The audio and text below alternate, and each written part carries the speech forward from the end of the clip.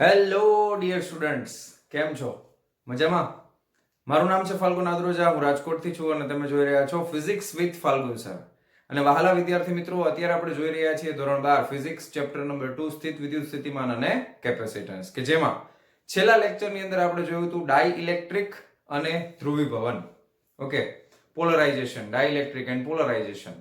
અને આજના લેક્ચરથી આપણે શરૂ કરવા જઈ રહ્યા છીએ નેક્સ્ટ ટોપિક, જેનું નામ છે કેપેસિટર. હવે આપણું જે ચેપ્ટર છે બે પાર્ટમાં વહેંચાયેલું છે, કેપેસિટરના પહેલાનો ભાગ અને હવે કેપેસિટરનો ભાગ. બરાબર? કેપેસિટર ખૂબ જ ઇમ્પોર્ટન્ટ રચના છે, બહુ જ અગત્યનો ટોપિક છે. કેપેસિટર શું છે, શું કામ જરૂરી છે, એના વિશે આપણે ચર્ચા કરવાની છે. તો આજનો પહેલો લેક્ચર છે એ કેપેસિટર માટેનો પ્રસ્તાવના સમાન કહી શકાય, કે કેપેસિટરને આપણે સમજશું કે પહેલા તો એ વસ્તુ શું છે, એના વિશે આપણે જ્ઞાન મેળવવું છે. તો ચાલો શરૂ કરીએ આજનો લેક્ચર. કેપેસિટર, એની ઇંગ્લિશમાં ડેફિનેશન બહુ સરસ છે. ડેફિનેશન એની કે capacity two hold the charge. Capacity એટલે ક્ષમતા, હોલ્ડ એટલે પકડી રાખવું, ચાર્જ એટલે વિદ્યુત ભાર. કોઈ પણ સુવાહકની વિદ્યુત ભારને પકડી રાખવાની ક્ષમતા, that is called as a capacitance. એને કહેવાય કેપેસિટન્સ. શું કહેવાય? કેપેસિટન્સ. પણ એની જરૂર શું પડી એના વિશે થોડી ચર્ચા કરીએ. જ્યારે પણ તમને બધાને ખ્યાલ છે, કોઈ વસ્તુ આપણે શરૂ કરવી હોય, કોઈ ઇલેક્ટ્રિક મોટર છે એને ચાલુ કરવી છે, કોઈ ઇલેક્ટ્રિકલ ઇન્સ્ટ્રુમેન્ટ છે એને શરૂ કરવું છે, દાખલા તરીકે સાવ સિમ્પલ ફેન ચાલુ કરવો છે અથવા ઇલેક્ટ્રિક મોટર ચાલુ કરવી છે, કોઈ પણ વસ્તુ એને શરૂ કરવી હોય, તો જ્યારે શરૂ કરવાની થાય કોઈ પણ વસ્તુને, ત્યારે સૌથી વધારે એનર્જીની જરૂર પડે, સૌથી વધારે ઉર્જાની જરૂર પડશે. અને ત્યારે એને મેક્સિમમ એમ્પિયરની જરૂર પડે. તમને ખબર છે વિદ્યુત પ્રવાહનો એકમ એમ્પિયર છે. તો સૌથી વધારે વિદ્યુત પ્રવાહની જરૂર આપણે કોઈ પણ વસ્તુને શરૂ કરવાની થાય ત્યારે જરૂર પડતી હોય. તો એ જ રીતે કોઈ ઇલેક્ટ્રિકલ ઇન્સ્ટ્રુમેન્ટને શરૂ કરવા માટે જ્યારે પ્રવાહની જરૂર પડતી હોય, ત્યારે પ્રવાહ ખૂબ મોટો હોય, ધારો કે 25 એમ્પિયરથી લઈ અને 50 એમ્પિયર સુધીનો હોય. બરાબર? તમે કદાચ તમારી ઘરે નોટિસ કરેલું હોય કે તમારા ઘરે કદાચ બોર હોય અને પાણી જે છે એને ઉપર ટાંકામાં ચડાવવા માટે જો તમે સબમર્સિબલ મોટર યુઝ કરતા હો, તો એ મોટર માટે એક સ્ટાર્ટર આવે, જો ખબર હોય તો. તો એ સ્ટાર્ટરમાં તમે જ્યારે પણ ઓબ્ઝર્વ કરજો, તમે કદાચ ન કર્યું હોય, મમ્મી પપ્પા શરૂ કરતા હોય તો, કે જ્યારે તમે સ્ટાર્ટરને શરૂ કરશો ને, તો એમાં વોલ્ટેજ બતાવતા હોય. તો એ વોલ્ટેજ છે ને આમ સડનલી બહુ વધી જશે. બરાબર? અને પ્રવાહ છે એ પણ બહુ વધારે પડતો ઇન્ક્રીઝ થઈ જશે. એક વખત પ્રવાહ ખૂબ વધી જશે અને પછી એની રેન્જમાં આવી જાય. બરાબર? દાખલા તરીકે અમારે અત્યારે મોટર છે, તો એની અંદર જ્યારે અમે મોટર શરૂ કરું હું, બરાબર, ત્યારે એનો પ્રવાહ જે છે ને એ 18 એમ્પિયર 19 એમ્પિયર સુધી જતો રહે.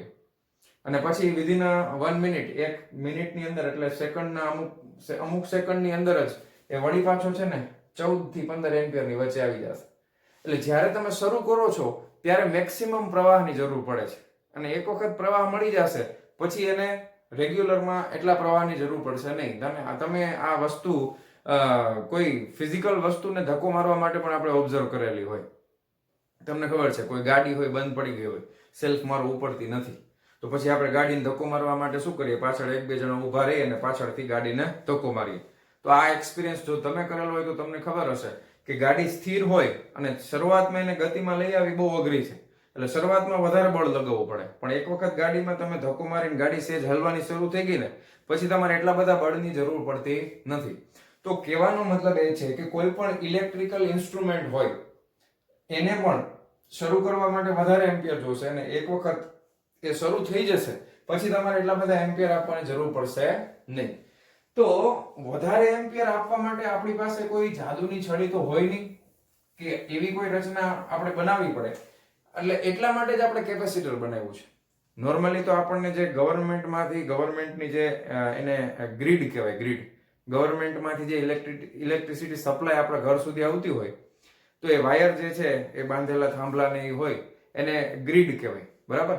તો એમાંથી જે વોલ્ટેજ આપણને મળતા હોય એ લિમિટેડ હોય, અને એમાંથી જે પ્રવાહ મળતો હશે એ વોલ્ટેજના પ્રમાણમાં જ પ્રવાહ વપરાતો હશે. પણ ઇન્સ્ટ્રુમેન્ટ શરૂ કરવા માટે વધારે પ્રવાહ આપવાનો છે, તો એના માટે થઈને આપણે એક રચના યુઝ કરીએ છીએ અને એનું નામ છે કેપેસિટર. એનું નામ શું છે? કેપેસિટર. તો શું કામ કેપેસિટર યુઝ કરવાનું ખબર પડી ગઈ તમને? જ્યારે પણ કોઈ ઇન્સ્ટ્રુમેન્ટને શરૂ કરવાનું થાય ત્યારે શરૂ કરવા માટે વધારે ઉર્જાની જરૂર પડે છે અને એ ઉર્જાનો જથ્થો પૂરો પાડવા માટે વધારે પડતા વિદ્યુત ભારની જરૂર પડશે, વિદ્યુત પ્રવાહની જરૂર પડશે. તો એ વિદ્યુત પ્રવાહ પૂરું કરવાનું કામ કોણ કરે છે? કેપેસિટર. તો કેપેસિટરને ચાલુ કરો એટલે શું થાય? એની પાસે વિદ્યુત ભાર સ્ટોર કરેલો હોય, ધાડ દઈને બધો વિદ્યુત ભાર એકારે આપી દેશે, સટાક દઈને. તો શરૂઆતમાં જે કંઈ પણ વધારાનો વિદ્યુત પ્રવાહ જોઈએ છે કેપેસિટરની મદદથી આપણને ફટાક દઈને મળી જશે. તો આના માટે આપણે કેપેસિટર યુઝ કરીએ છીએ. તમને ખબર હશે કેમેરાની ફ્લેશ લાઇટ હોય, કેમેરાની અંદર ફ્લેશ લાઇટ હોય, તો એ ફ્લેશ લાઇટ તમે ક્લિક કરો ત્યારે બહુ વધારે પડતો પ્રકાશ ફૂમ દઈને પ્રકાશ આવે, બહુ જોરદાર પ્રકાશ, આંખો ઘણીવાર બંધ થઈ જાય આપણી, એટલી બધી ફ્લેશ લાઇટ થતી હોય.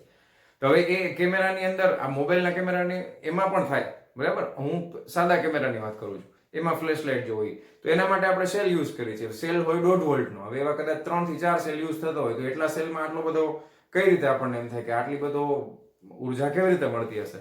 તો એની અંદર પણ કેપેસિટર હોય કે જે વિદ્યુત ભાર એને સ્ટોર કરીને રાખેલો હોય ને જ્યારે એ બટન દબાવે ત્યારે બધો જ વિદ્યુત ભારનો જથ્થો એક સાથે ફ્લો થઈ જશે અને એના લીધે આપણને ફ્લેશ લાઇટ જોવા મળે.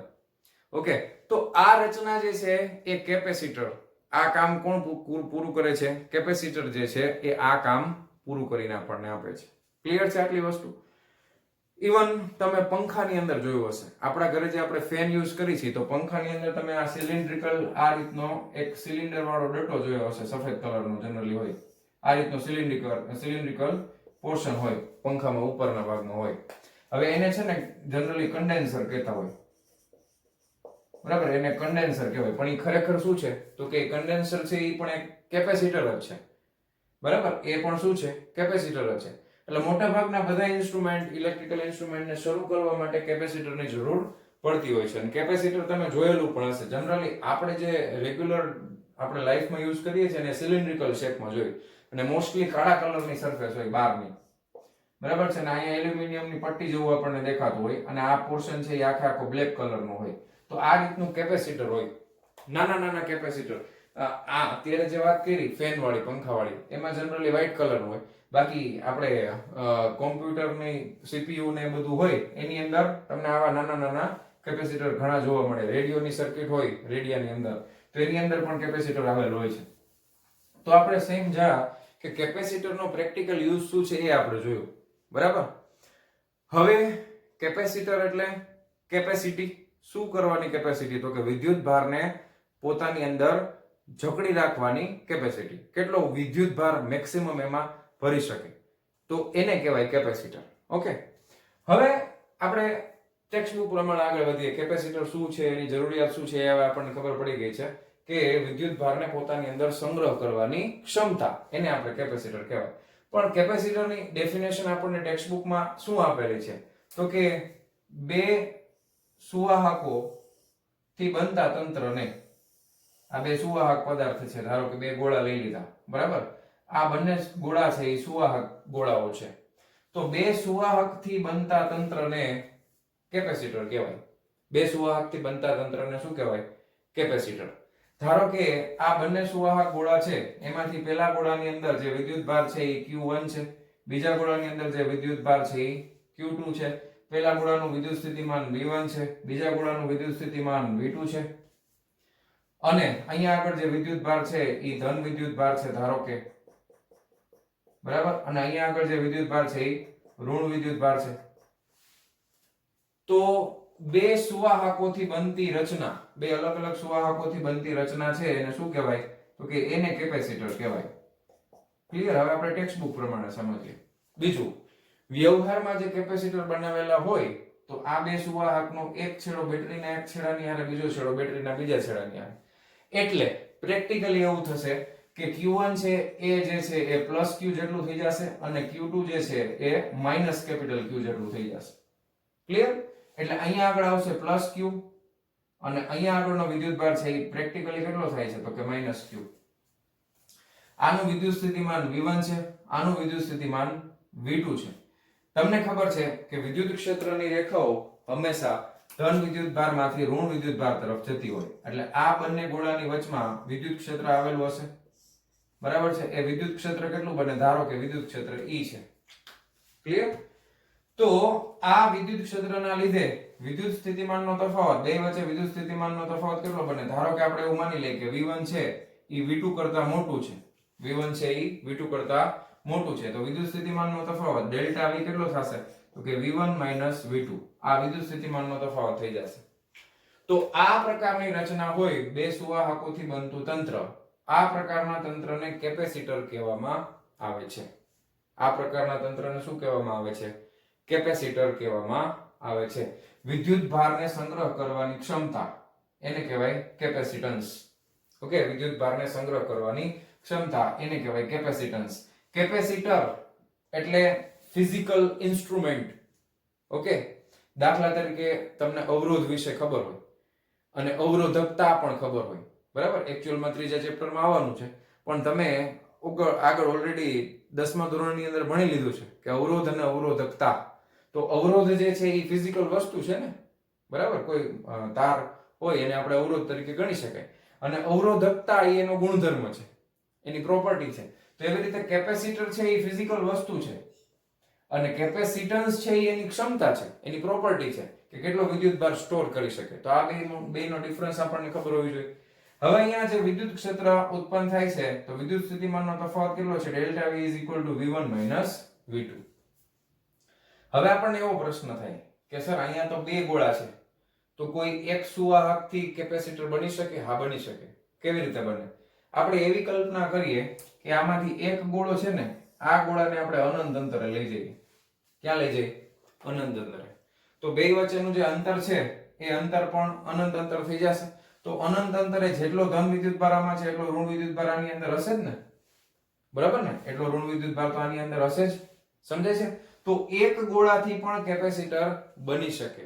અને પ્રસ્તાવનાની અંદર આપણે એક ગોળાથી બનતું કેપેસિટર જોવા નથી, બરાબર? સુવાહક ગોળો હોય તો એનું કેપેસિટન્સ કેટલું એના વિશે ચર્ચા આપણે આ લેક્ચરની અંદર કરવાના છીએ.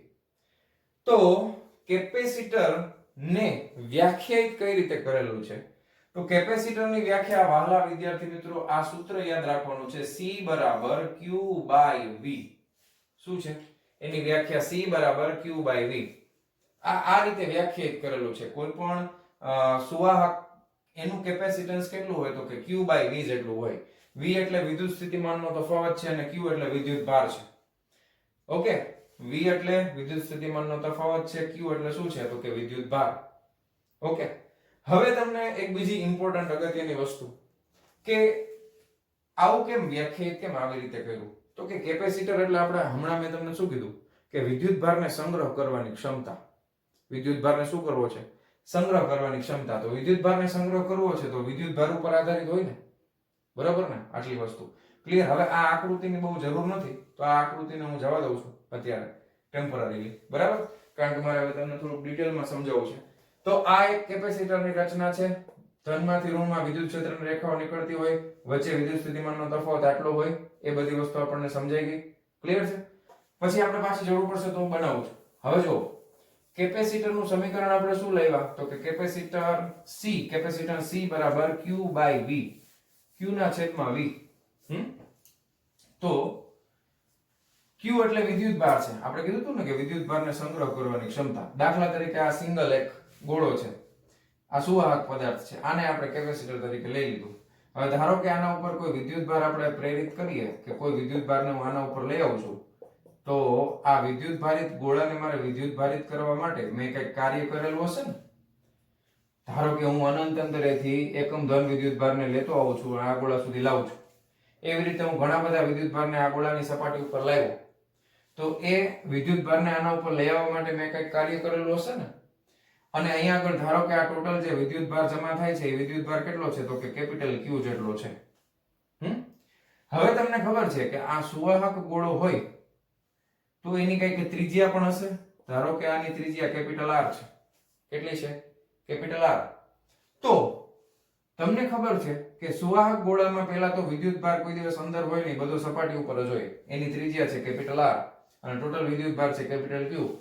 તો હવે તમને હું પૂછું કે આનું વિદ્યુત સ્થિતિમાન કેટલું થાય અથવા વિદ્યુત સ્થિતિમાનનો તફાવત, તો તમે શું લખો સમીકરણમાં? V = KQ/R, બરાબર ને? તો વિદ્યુત સ્થિતિમાન આ ગોળાનું કેટલું થઈ જશે? V બરાબર kq બાય r. સમજાય છે તમને? V બરાબર કેટલું થઈ ગયું? kq by r. તો આ ગોળાનું વિદ્યુત સ્થિતિમાન છે કેપિટલ V. હવે તમે એક વસ્તુ નોટિસ કરો કે આમાં જો વિદ્યુત ભાર ઓછો હોત તો વિદ્યુત સ્થિતિમાન ઓછું થાત ને, કારણ કે આ ગોળાની અંદર જેટલો વિદ્યુત ભાર મેં ભરેલો છે એના પ્રમાણે તો મને વિદ્યુત સ્થિતિમાન મળશે. ધારો કે હું એમ કહું કે આ ગોળામાં વિદ્યુત ભાર કેપિટલ Q નથી, સ્મોલ q છે, તો વિદ્યુત સ્થિતિમાન છે ધારો કે V ડેશ બરાબર કેટલું થાય? તો કે kq બાય ત્રિજ્યા બદલાવાની નથી. જો આ k અચળ છે, r અચળ છે, એટલે હું એમ કહી શકું ડાયરેક્ટલી કે વિદ્યુત સ્થિતિમાન જે છે ને ઈ આ ગોળામાં રહેલા વિદ્યુત ભારના સમપ્રમાણમાં છે. થાય કે નહીં એવું? તો વિદ્યુત ભાર વધશે તો વિદ્યુત સ્થિતિમાન વધશે. વિદ્યુત ભાર વધશે તો વિદ્યુત સ્થિતિમાન વધશે. વિદ્યુત ભાર ઘટશે તો વિદ્યુત સ્થિતિમાન પણ ઘટશે. તો શું કેપેસિટરનો આધાર વિદ્યુત ભાર અને વિદ્યુત સ્થિતિમાન ઉપર છે? નથી. કેપેસિટરનો આધાર વિદ્યુત ભાર અને વિદ્યુત સ્થિતિમાન ઉપર રહેલો નથી. તો કેપેસિટરનો આધાર કોના ઉપર છે? તો કેપેસિટરનો જે આધાર છે, કેપેસિટન્સ કેટલું છે એનો આધાર કોના ઉપર છે? તો કે કેપેસિટરનો જે આધાર છે ઈ એના પરિમાણ ઉપર છે. કોના ઉપર? એના પરિમાણ ઉપર છે. એટલે ગોળાની ત્રિજ્યા શું છે એ બધી વસ્તુ ઉપર છે. યાદ કરો, અવરોધમાં પણ આવું જ હતું. ઓહમનો નિયમ તમને યાદ હશે. V IR સમીકરણ આપણે લખતા હતા. R બરાબર V ના છેદમાં I થાય. પણ શું અવરોધ વોલ્ટેજ અને પ્રવાહ ઉપર આધાર રાખે છે? તો કે ના.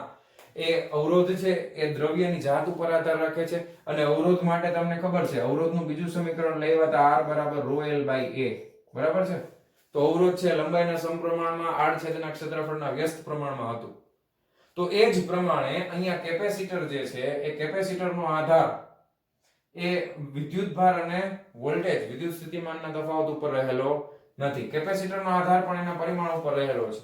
તો કે આ ગોળો છે તો ગોળાની ત્રિજ્યા કેટલી છે? પછી હમણાં આપણે મેં સ્ટાર્ટિંગમાં જ આકૃતિ બનાવી હતી તો એમાં બે ગોળાની વચ્ચે જે માધ્યમ હતું, એમાં હવા હતી, પણ માધ્યમ બદલાવી તો કેપેસિટન્સ બદલાય છે. તો એ પેલો આધાર એના પરિમાણ ઉપર છે, બીજો આધાર એના માધ્યમ ઉપર પણ રહેલો છે. કોના ઉપર છે? પરિમાણ ઉપર અને માધ્યમ ઉપર રહેલો છે. ઓકે, સમજાણું તમને? તો કેપેસિટન્સ છે, હવે આને તમે બે રીતે અલગ અલગ C બરાબર અચળ Q બાય V, મારે આ ગુણોત્તર જ લેવાનો છે ને, તો આ ગુણોત્તરમાં હું કોઈ પણ વેલ્યુ મૂકીશ તો C મારું અચળ મળી શકે મને. ધારો કે આપણે સમજવા માટે એમ સમજી 10 ના છેદમાં 5, તો 10 5 દુ 10 બે જવાબ આવે. ધારો કે આનો જવાબ કેટલો આવે? 2. હવે આને 2 વડે ગુણી નાખીજો, અહીંયા 20 ને 10 કરી નાખું તો જવાબ શું આવે? 2 જ આવે. તો કેપેસિટરના કેપેસિટન્સનો આધાર વિદ્યુત ભાર અને વિદ્યુત સ્થિતિમાન ઉપર રહેલો નથી. બરાબર? એનો ડાયરેક્ટ આધાર એના ઉપર રહેલો નથી. ઓકે, આટલી વસ્તુ ક્લિયર થઈ ગઈ? તો કેપેસિટન્સ નું સૂત્ર આપણને મળી ગયું છે C બરાબર Q બાય V. વિદ્યુત ભાર ને સંગ્રહ કરવાની ક્ષમતા, મેક્સિમમ વિદ્યુત ભાર સંગ્રહ કરી શકે તો એ કેપેસિટર સારું. તો કેપેસિટરનું કેપેસિટન્સ વધારે ક્યારે મળે? તો કે એક વસ્તુ તમે જુઓ કે અંશ છે એ મોટો થાય તો અને છેદ છે એ નાનો થાય તો. સમીકરણ તો આ જ છે C બરાબર Q બાય V. તો ઓછા વોલ્ટેજે, ઓછા વિદ્યુત સ્થિતિમાનના તફાવતે વધારે જો વિદ્યુત ભાર ભેગો કરી શકે, બહુ ઓછા વોલ્ટેજ આપો અને ખૂબ વધારે વિદ્યુત ભાર સંગ્રહ કરે તો એવું કેપેસિટર બહુ સારું. એવું કેપેસિટર ખૂબ જ સારું. સમજે છે ને તમને? વિદ્યુત સ્થિતિમાનના ઓછા તફાવતમાં વધારે વિદ્યુત ભાર સંગ્રહ કરી શકે એવા કેપેસિટરનું કેપેસિટન્સ બહુ સારું કહેવાય. એવું કેપેસિટર જ બહુ સારું કહેવાય. ક્લિયર છે? એક બીજી વસ્તુ, હવે કેપેસિટરનું આપણે લખી જ નાખ્યું છે તો એનો એકમ શું થાય? વિદ્યુત ભારનો એકમ કુલમ. V છે તો એનો એકમ વોલ્ટ, કુલમ્બ પ્રતિ વોલ્ટ. પણ એનો એકમ કુલમ પ્રતિ વોલ્ટની બદલે આપણે વૈજ્ઞાનિક ફેરાડની યાદમાં એને ફેરાડે કહી છે. ફેરાડેની યાદમાં ફેરાડ કહી છે. કેપેસિટન્સને એનો એકમ છે ફેરાડ. Okay, FARAD. તો આપણે એને ફેરાડ થી દર્શાવશું. પણ આ ફેરાડ એકમ છે ને આ ખૂબ મોટો એકમ છે. એક ફેરાડ છે ઈ ધારો કે આ 1 કુલમ પ્રતિ વોલ્ટ હોય તો 1 ફેરાડ આવે. આ ખૂબ જ મોટો એકમ છે. બરાબર છે? તો વ્યવહારની અંદર પ્રેક્ટિકલી આપણે કેપેસિટન્સ માટેના એકમો જે છે એ માઇક્રોફેરાડ ની અંદર, નેનો ફેરાડ ની અંદર અથવા પાઇકોફેરાડ ની અંદર લેશું. આમાંથી કોઈ પણ લેશું, કારણ કે ફેરાડ એકમ ખૂબ મોટો છે. શું કામ ખૂબ મોટો છે એ પણ આપણે જોવાના છીએ. ડોન્ટ વરી, ચિંતા બિલકુલ નથી કરવાની. શું કામ મોટો છે એ પણ આપણે જોશું આપણે. બરાબર? તો કેપેસિટન્સ આ રીતે આપણે એને વ્યાખ્યાયિત કરેલું છે Q બાય V. ઓકે, એનો એકમ આપણે જોઈ લીધો. કોના ઉપર આધાર છે? તો કે પરિમાણ ઉપર આધાર રાખે છે અને માધ્યમ ઉપર આધાર રાખે છે. આપણે વાત કરી સિંગલ ગોળાની, તો હવે આપણે ચર્ચા કરી ને કે કોઈ એક ગોળો હોય અને બીજો ગોળો છે એને આપણે અનંત અંતરે ધારી લઈએ તો આપણે એક ગોળાનું પણ કેપેસિટન્સ માપી શકીએ. કારણ કે ખાલી એકલું સુવાહક હોય તો એમાં પણ વિદ્યુતભાર સંગ્રહ કરવાની કઈ કેપેસિટી તો હોય ને, કઈ ક્ષમતા તો હોય ને. તો એક ગોળાનું કેપેસિટન્સ પણ આપણે માપી શકાય. તો કેપેસિટન્સ નું સૂત્ર હવે આપણે આમાં જો મૂકી દઈએ કે કેપેસિટન્સ C બરાબર Q ના છેદમાં V. હવે Q ના છેદમાં V એટલે અહીંયા આવશે Q. V એટલે શું થાય વાલા બાળકો? KQ ના છેદમાં R. આ ગોળાની ત્રિજ્યા R છે ને, છેદનો છેદ ક્યાં વહી ગયો? અંશમાં. Q Q કેન્સલ થઈ ગયા. શું જવાબ આવ્યો? R ના છેદમાં K. K એટલે શું લખાય વાલા બાળકો? 1/4 પાઈ એપ્સિલોન 0 લખાય કે નહીં? આ છેદનો છેદ ક્યાં વહી જાય? અંશમાં. 4 પાઈ એપ્સિલોન 0 R. તો આ મને મળ્યું ગોળાનું કેપેસિટન્સ. ખાસ યાદ રાખજો, એકલા ગોળાનું કેપેસિટન્સ કેટલું થાય? 4 પાઈ એપ્સિલોન 0 R. કેટલું થાય? 4 પાઈ એપ્સિલોન 0 R. તો આ પ્રમાણે જો તમે કેપેસિટન્સ નું સમીકરણ જોવો તો તમને ખ્યાલ આવી જાય કે હવે આ સૂત્રમાં સામેની બાજુ કોઈ વિદ્યુત ભાર પણ નથી ને નથી વિદ્યુત સ્થિતિમાન. એટલે હવે તમે જોઈ શકો કે કેપેસિટરનો કેપેસિટન્સનો સીધો આધાર ત્રિજ્યા ઉપર છે. ત્રિજ્યા એટલે ગોળાનું એક પરિમાણ કહેવાય. બરાબર? ત્રિજ્યા છે એ ગોળાનું પરિમાણ છે.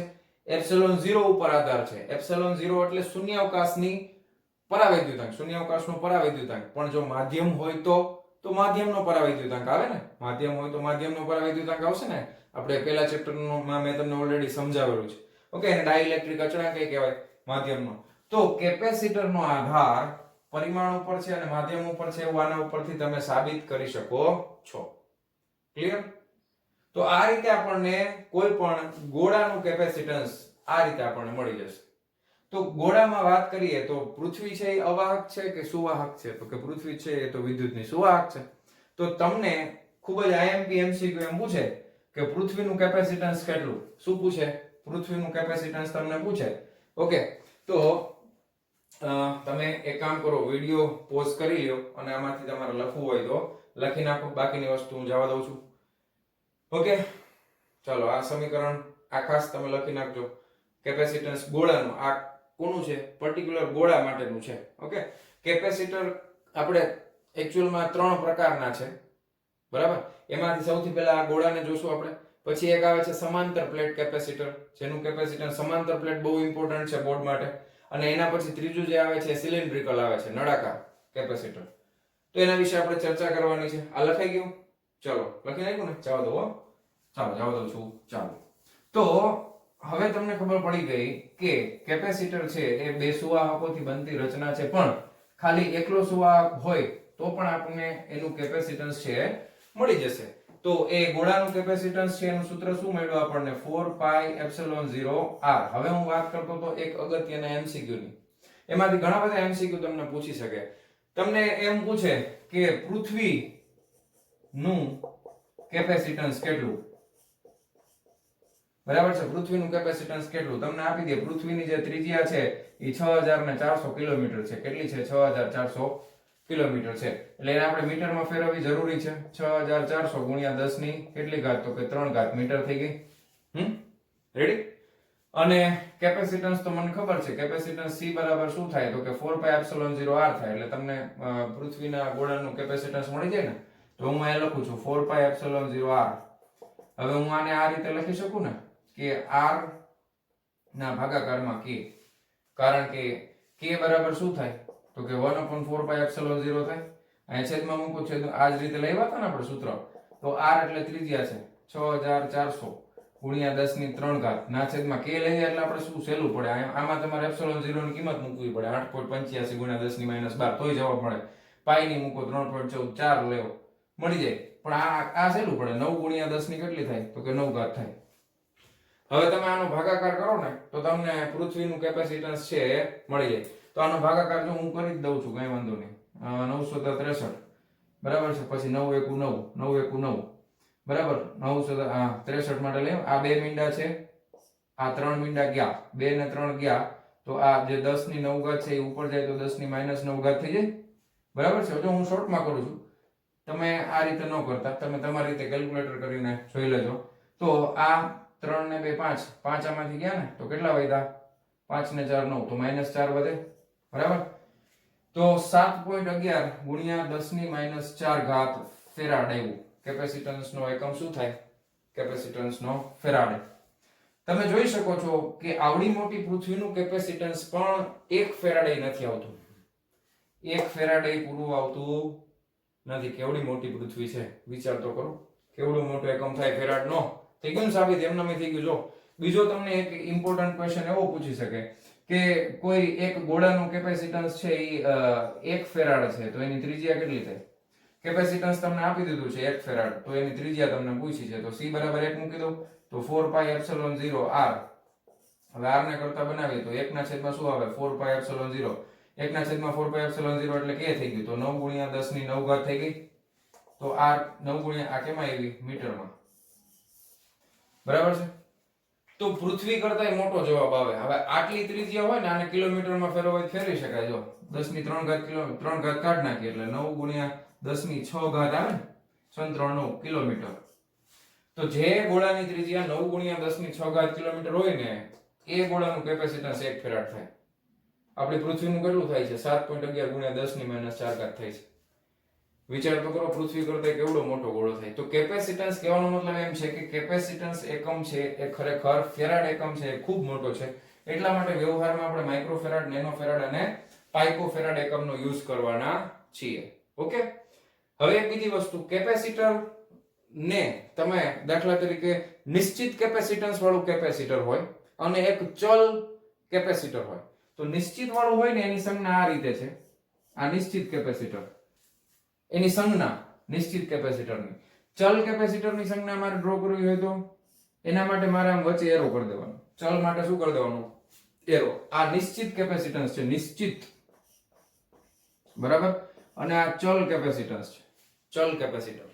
ઓકે, તો આ હતી આજની પ્રારંભિક ચર્ચા કે જેની અંદર આપણે કેપેસિટર શું છે એના વિશે ચર્ચા કરેલી. કેપેસિટર એટલે કોઈ પણ સુવાહકની વિદ્યુત ભારને સંગ્રહ કરવાની ક્ષમતા, એને કેપેસિટર કહેવાય. હજી એક ચર્ચા જે છે એને આગળ આપણે થોડીક સમજાવી દઉં કે આટલું. ઓકે, તમારે આ વિડિયો પોઝ કરીને આટલી વસ્તુ નોટ ડાઉન કરી લ્યો. ચાલો જવા દઉં છું. તો ચાલો, થઈ ગયું ને? તો કેપેસિટર એટલે કોઈ પણ સુવાહકની વિદ્યુત ભાર સંગ્રહ કરવાની ક્ષમતા. ઓકે, એને કેપેસિટન્સ કહેવાય. પણ આપણી ટેક્સ્ટબુકમાં શું વ્યાખ્યા આપી છે કે બે સુવાહકોથી બનતું તંત્ર, બરાબર છે? બે અલગ અલગ સુવાહકો હોય એનાથી બનતું તંત્ર. અહીંયા આપણે ધન વિદ્યુત ભાર લીધો હતો, ફરી પાછું અહીંયા આપણે ઋણ વિદ્યુત ભાર લીધો હતો. વિદ્યુત ક્ષેત્રની રેખાઓ ધનમાંથી ઋણમાં જતી હોય. હવે જો એક વસ્તુ નોટિસ કરો તમે, આ ટોપિક આપણે એને કોરોના ડિસ્ચાર્જ કહેવાય. અત્યારે પછી કોરોના વાયરસની મહામારી હાલે છે એટલે બધાને કોરોના શબ્દ યાદ રહી જાય, પણ સિલેબસમાં નથી. કોરોના ડિસ્ચાર્જ શું છે એના વિશે માહિતી આપું કે આ બે કેપેસિટર તમે અહીંયા રાખેલા છે. વિદ્યુત ક્ષેત્ર છે ઈ પ્રબળ કેમ થતું જશે? ક્યારે પ્રબળ થાય? કે જ્યારે આમાં વધારે પડતો વિદ્યુત ભાર આવવા માંડે તો વિદ્યુત સ્થિતિમાનનો તફાવત વધે. વિદ્યુત સ્થિતિમાનનો તફાવત વધે તો વિદ્યુત ક્ષેત્ર પ્રબળ થાય. હવે અત્યારે આ બંનેની વચ્ચે શું આવેલું હોય? તો કે હવા આવેલી હોય. શું આવેલું હોય? તો કે હવા. હવા છે ને ઈ અવાહક છે. વિદ્યુતનું આમ જોવા જઈએ તો અવાહક છે, પણ એની કઈક લિમિટ હોય, કેપેસિટી હોય.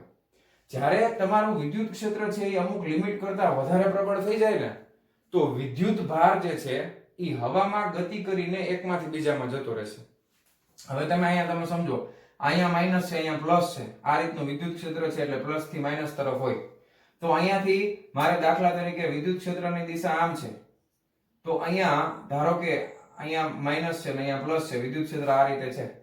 તો કોઈ અહીંયાથી મારે એક ઋણ વિદ્યુત ભાર એટલે કે એક ઇલેક્ટ્રોનને મારે અહીંયાથી અહીંયા લઈ જવો પડે ને, તો વિદ્યુત ક્ષેત્ર છે એ ઇલેક્ટ્રોનને આમ આ તરફ છે આમ, એટલે ઇલેક્ટ્રોનને પોતાની તરફ ખેંચતું હશે ને, આ રીતે. સમજાય છે ને તમને? દાખલા તરીકે એક ઇલેક્ટ્રોન અહીંયા છે, વિદ્યુત ક્ષેત્રની દિશા હું તમને એમ કહું કામ છે, આ વિદ્યુત ક્ષેત્ર એ છે, એટલે વિદ્યુત ક્ષેત્ર આપણે ધનમાંથી નીકળે ઋણમાં જાય છે એવું સમજીએ. તો વિદ્યુત ભાર ઇલેક્ટ્રોનનો કેવો હોય? તો કે માઇનસ હોય. તો એ માઇનસ કોના પ્રત્યે એટ્રેક્ટ થાય? તો કે પ્લસ પ્રત્યે. તો અહીંયાથી માઇનસ નીકળે, બરાબર? અહીંયા તો અપાકર્ષણ થાય, માઇનસ છે એટલે અહીંયા અપાકર્ષણ, આ તરફ આકર્ષણ, એટલે ઇલેક્ટ્રોન છે એ ગતિ કરીને અહીંયાથી અહીંયા આવવાનું શરૂ કરે ને. પણ આવું ક્યારે થાય? તો કે વિદ્યુત ક્ષેત્ર બહુ મોટું થઈ જાય ત્યારે, વિદ્યુત ક્ષેત્ર ખૂબ જ વિશાળ હોય ત્યારે. તો અહીંયા આગળ હવામાં વિદ્યુત ભાર નીકળી ગયો બહાર, તો આને લીક થયો કહેવાય. શું કહેવાય? લીક થઈ ગયું. શું થઈ ગયું કહેવાય? લીક થઈ ગયો. વિદ્યુત ભાર હવામાં શું થઈ ગયો? લીક થઈ ગયો, નીકળી ગયો, તણખા થઈ ગયા. ઘણીવાર ન થાય શોર્ટ સર્કિટ, તણખા થતા હોય ને, તો અમુક લિમિટ કરતા વોલ્ટેજ વધી ગયા. તો એનો આધાર સીધો તો વિદ્યુત ક્ષેત્ર. વિદ્યુત ક્ષેત્ર એટલે વિદ્યુત સ્થિતિમાનના તફાવત ઉપર જ આધારિત છે ને. તો હવાની આવી કઈક લિમિટ છે, એને કહેવાય ડાઇલેક્ટ્રિક સ્ટ્રેન્થ. એને શું કહેવાય? હવાની ડાઇલેક્ટ્રિક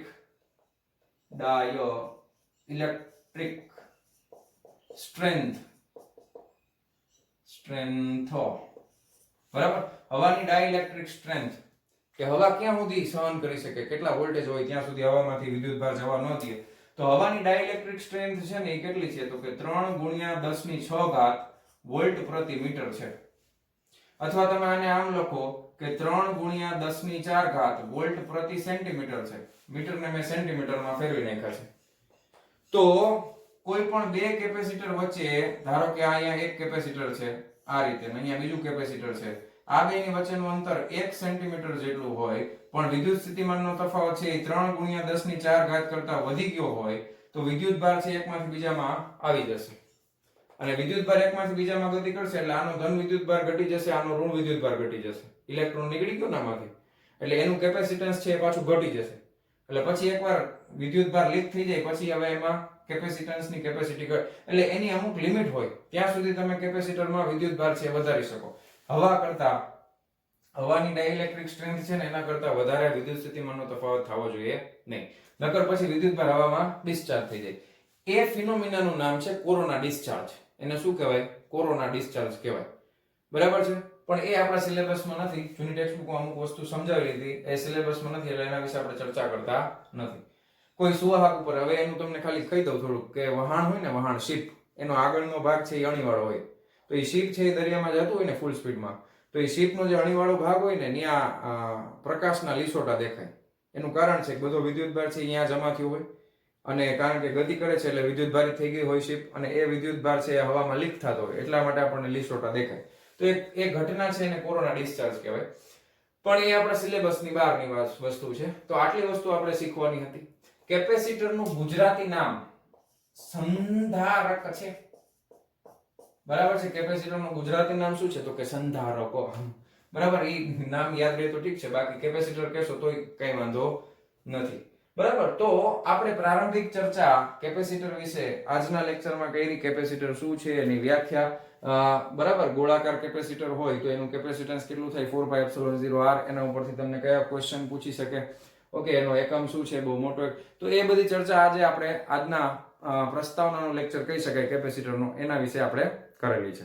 તો વાલા વિદ્યાર્થી મિત્રો, મળીએ છીએ નેક્સ્ટ વિડિયો લેક્ચરમાં આના પછીના ટોપિક એટલે કે સમાંતર પ્લેટ કેપેસિટરની સાથે.